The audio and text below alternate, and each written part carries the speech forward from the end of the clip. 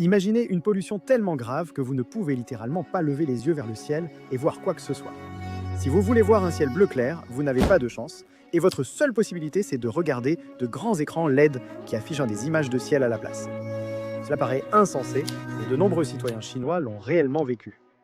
C'est à ce moment-là que la qualité de l'air en Chine est devenue mondialement connue pour sa mauvaise qualité. Bien que cela remonte à 2014 et que de nombreuses années se soient écoulées depuis, le problème persiste malgré tous les efforts de la Chine. En 2019, la pollution en Chine était si grave qu'elle bloquait la lumière du soleil sur les panneaux solaires. Le désir de présenter une image respectueuse de l'environnement tout en luttant pour contrôler la pollution de l'air du pays a été un thème récurrent pour la Chine. En tant que capitale, Pékin est souvent au cœur de ces événements. Tout récemment, lorsque le Parti communiste chinois a célébré son centenaire, le gouvernement a montré jusqu'où il était prêt à aller pour présenter Pékin comme une ville propre.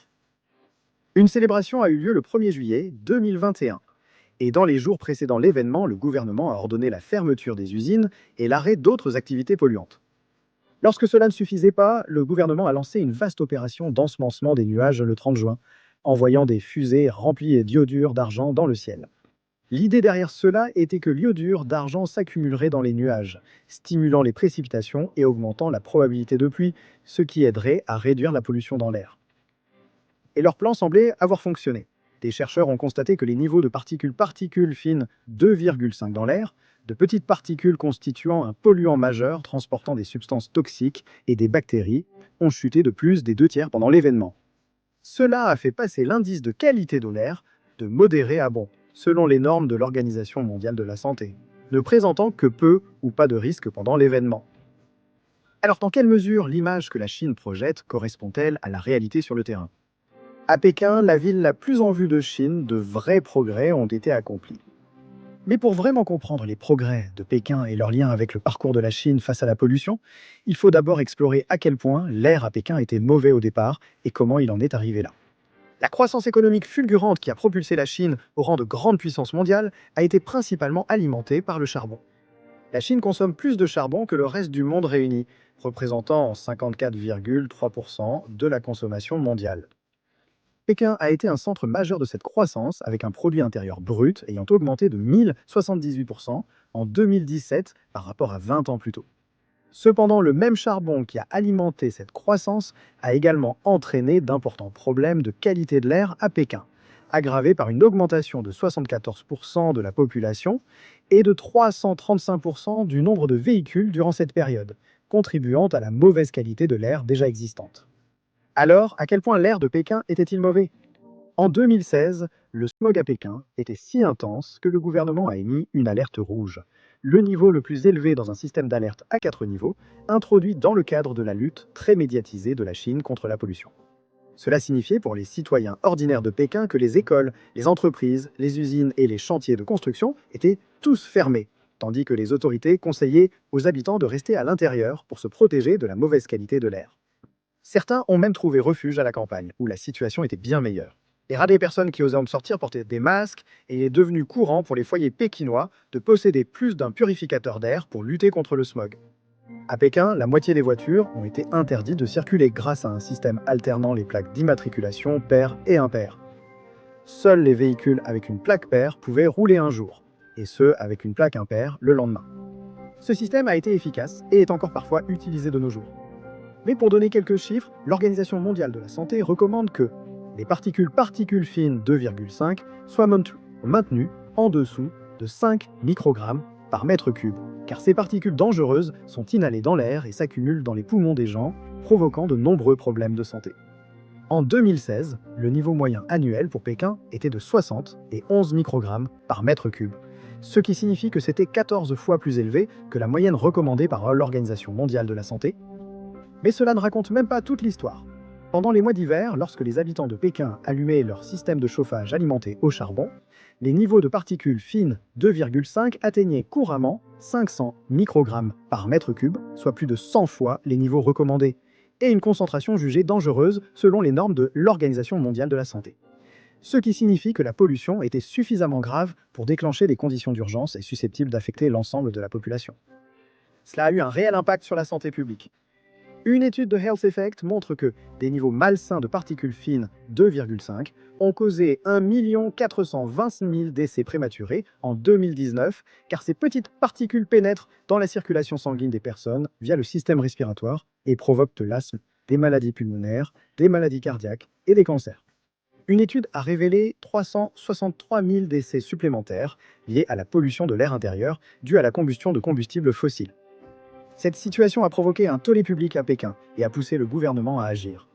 En réponse, le gouvernement chinois a annoncé son plan d'action triennal pour gagner la guerre du ciel bleu. 6 points clés étaient inclus. Premièrement, contrôler la pollution industrielle et promouvoir un développement industriel écologique. Deuxièmement, contrôler la combustion du charbon et promouvoir des systèmes de chauffage efficaces en carbone. Troisièmement, contrôler les émissions des véhicules. Quatrièmement, un ambitieux programme de reboisement pour compenser les émissions de carbone en plantant plus d'arbres. Cinquièmement, réduire les polluants. 6. Renforcer la coopération régionale. Pékin est passé du chauffage au charbon à des systèmes au gaz naturel, qui est moins polluant, pour réaliser ce plan. Ils ont aussi imposé des normes d'émissions plus sévères pour les véhicules et instauré la circulation alternée. De plus, ils ont exigé que les industries fortement polluantes, comme les fabricants de fer et d'acier, installent des équipements de contrôle des émissions.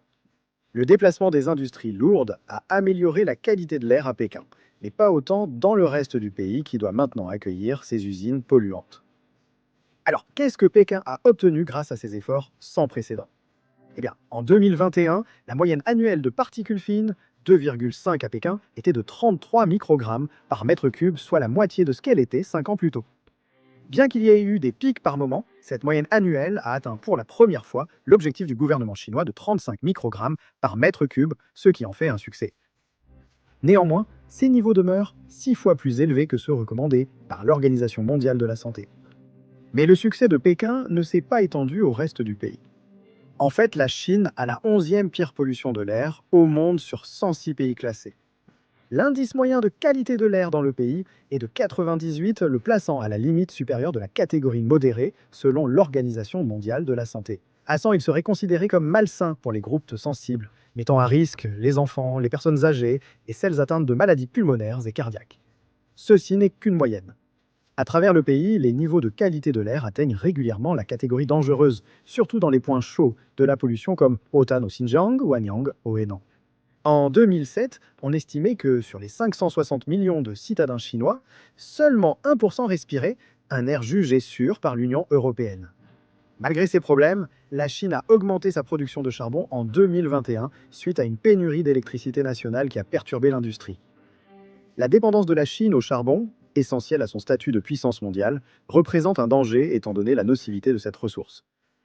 La production de charbon chinoise a atteint des records en 2021 culminant en décembre, démontrant une croissance mensuelle continue.